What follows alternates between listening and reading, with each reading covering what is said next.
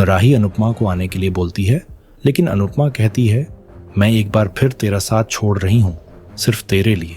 जिसके बाद अनुपमा अपनी रस्सी खोल लेती है और वो नीचे आके गिर जाती है।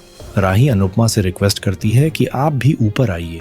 अनुपमा राही को जाने के लिए बोलती है, तेरी जान मेरी जान से ज्यादा कीमती है क्योंकि तू अनुज की निशानी है।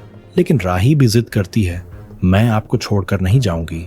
अनुपमा राही को समझाती है, ये रस्सी हम दोनों का वजन नहीं रोक पाएगी। लेकिन फिर भी राही अनुपमा की बात नहीं मानती, जिस वजह से अनुपमा गुस्सा हो जाती है। ऊपर पत्थर भी हिलने लगता है जिससे रस्सी बंधी होती है। अनुपमा कहती है, अगर तू बच गई तो हो सकता है तू ऊपर जाके मुझे बचा ले। जिसके बाद राही ऊपर जाने लगती है और अनुपमा को हिम्मत रखने को बोलती है। लेकिन जैसे ही राही ऊपर पहुंचती है तो वो देखती है जिस पत्थर से रस्सी बंधी थी, अब वो पत्थर राही की ओर बढ़ रहा था। राही तो वहां से हट जाती है। अनुपमा ये देखकर घबरा जाती है। ऊपर राही भी परेशान हो जाती है। वो पत्थर को हटाने की कोशिश करती है, लेकिन वो पत्थर हिलता भी नहीं है। नीचे सुरंग में अब अनुपमा को ठीक से सांस भी नहीं आ रही होती है, जिस वजह से अनुपमा भगवान से प्रार्थना करने लगती है कि मेरे सभी बच्चों का ध्यान रखना। दूसरी ओर देविका और जसप्रीत चुपके से प्रकाश के घर में घुस जाती हैं ताकि अनुपमा और राही का पता लगा सकें। लेकिन वहां प्रकाश के गुंडे पहरा दे रहे होते हैं। तब देविका उनका ध्यान भटकाने के लिए एक पत्थर फेंकती है। पत्थर की आवाज सुनकर सारे गुंडे उसके पीछे भाग जाते हैं। तभी प्रकाश की पत्नी उन्हें देख लेती है और बताती है, अनुपमा और राही घर में नहीं हैं, वो जंगल में हैं। देविका और जसप्रीत तुरंत वहां से निकलती हैं। दूसरी तरफ राही अनुपमा को बचाने की कोशिश करती है, लेकिन उसकी कोशिशें बेकार जाती हैं। अनुपमा दुखी आवाज में अनुज से कहती है, आप मेरे साथ रहना, मैंने आपकी बेटी को बचा लिया है, मैं खुश हूँ। राही मदद के लिए चिल्लाती है।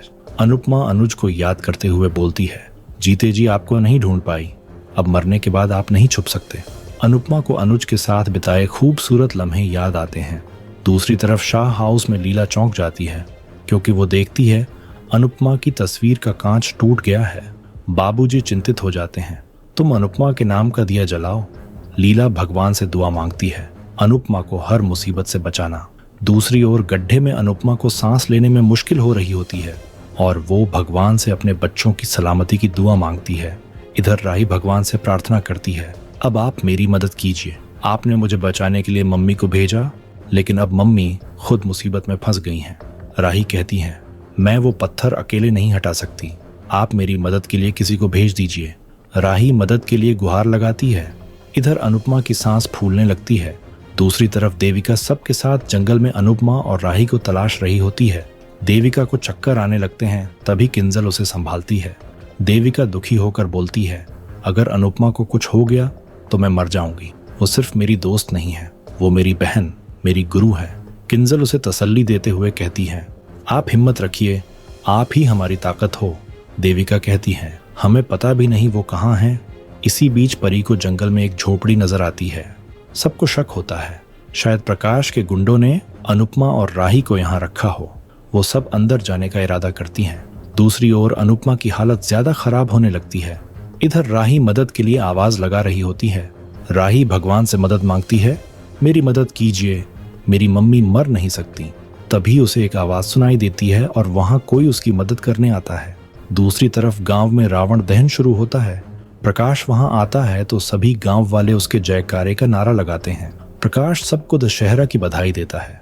विजयदशमी बुराई पर अच्छाई की जीत का उत्सव है। आज के दिन हम अपने अंदर के राक्षस को निकालेंगे, तभी भगवान को अंदर बसा पाएंगे। सभी प्रकाश के नाम के नारे लगाते हैं। प्रकाश की पत्नी नाराज दिखाई देती है। प्रकाश बोलने लगता है, कुछ लोग मुझ पर उंगली उठाते हैं। गलती करना छोटे लोगों का काम है, लेकिन माफ करना बड़े लोगों का काम है। मैंने ऐसे लोगों को माफ कर दिया है।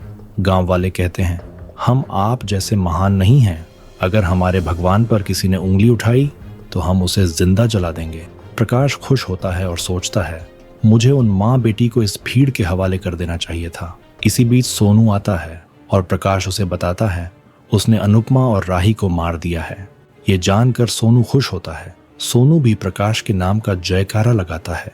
इसके बाद प्रकाश रावण दहन करने के लिए आगे बढ़ता है। तभी उसके सामने अनुपमा आ जाती है। प्रकाश और सोनू हैरान रह जाते हैं। अनुपमा, राही और बाकी सभी वहां आती हैं। अनुपमा और सभी औरतें प्रकाश के सामने आती हैं। प्रकाश उन्हें देखकर चौंक जाता है। राही को प्रकाश की बदतमीजी याद आती है। गांव वाले कंफ्यूजन में पड़ जाते हैं।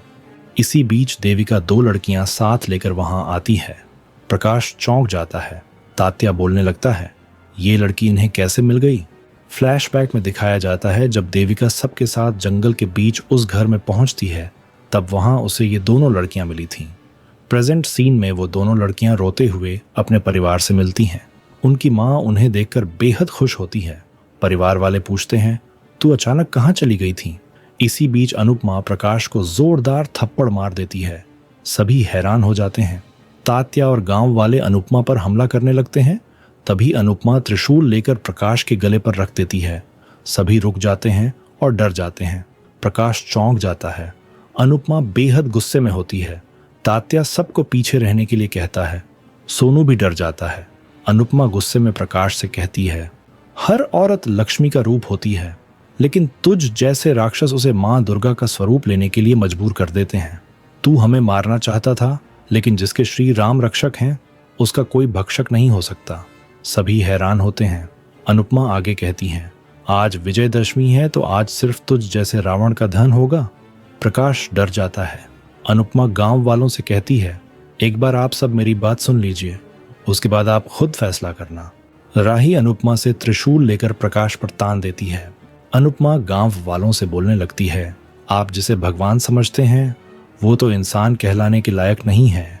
हम सबसे कभी ना कभी ये गलती हुई है कि हम भगवान पर भरोसा न करके ऐसे इंसान को भगवान का दर्जा देते हैं और फिर उससे धोखा खाते हैं। इसने आप सबको धोखा दिया है। अनुपमा समझाती है, आप सबने इस आदमी पर इस हद तक अंधविश्वास किया है कि आज जब सच आपके सामने खड़ा है तो आप उसे देख नहीं पा रहे। गांव वाले हैरान होते हैं। अनुपमा कहती है, ये दरिंदा इतने सालों से आपके भोलेपन का फायदा उठा रहा है। जब विश्वास टूटता है तो ऐसा लगता है पूरा आसमान टूटकर सिर पर गिर गया है। इस आदमी ने आपका भरोसा एक बार नहीं 1000 बार तोड़ा है। अनुपमा सोनू को देखती है। रावण से पहले मेघनाथ का पुतला जलता है, इसलिए प्रकाश से पहले इस सोनू का हिसाब होगा। सोनू डर जाता है। आने वाले एपिसोड में देखने को मिलेगा।